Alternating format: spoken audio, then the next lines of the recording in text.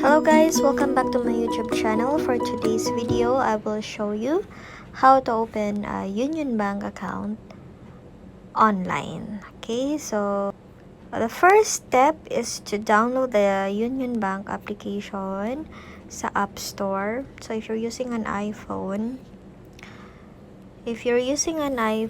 just open your App Store and then search for Unionbank online and then download it and then open the application. If you're using a Play Store or an Android phone, so just download it from Play Store. So once downloaded, just click on open. So ito na yung makikita natin. So first is select open an account. Ito. Open an account and then so you have two options. So you can either select credit cards or savings account. So for today, I will be choosing savings account. Okay, and then so you have to read that there's an important reminder here. So before we proceed, please be reminded that the online account opening is currently limited for Filipino citizens only residing in the Philippines. So continue lang natin. So you have to select a savings account type to open. So we have here Lazada debit card, Play Everyday, savings, personal savings, Get Go debit. So i-view lang natin kung ano yung mas applicable sa'yo. So ano ba tong savings? Fastest and effortless way to get your free life insurance. Get coverage. No, I don't like that. Personal savings. So ito, the easiest way to manage your money. No maintaining balance required and earn interest on your savings. So mas siguro dito ako sa personal savings.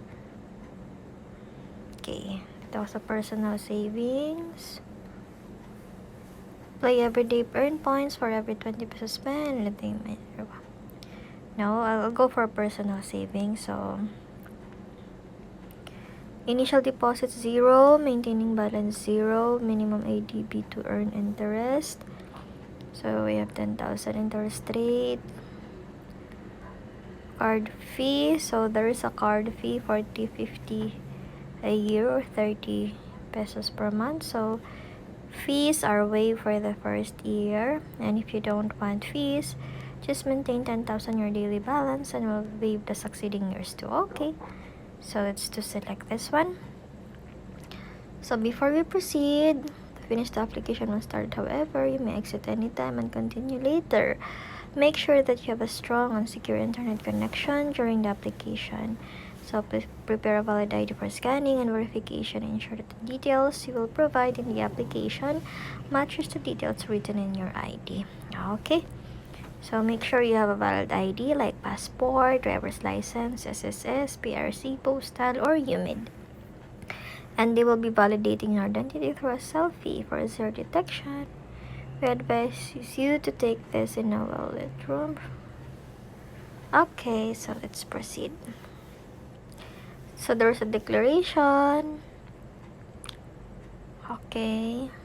Accept mo lang. So let's get started. So enter your email address. I'm gonna be putting in my email address. Okay, OTP.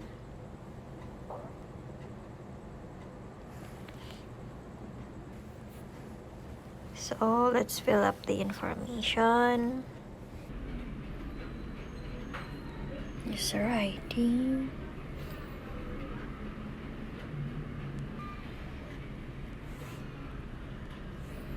Okay.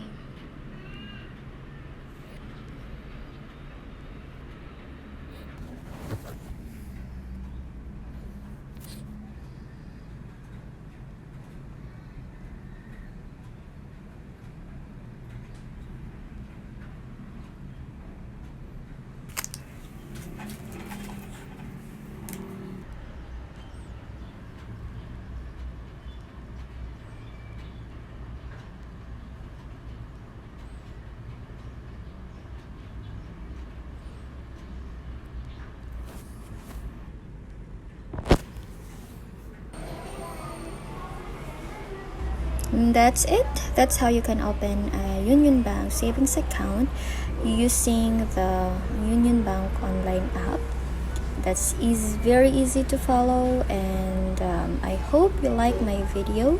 So please subscribe to my YouTube channel for more videos. Bye.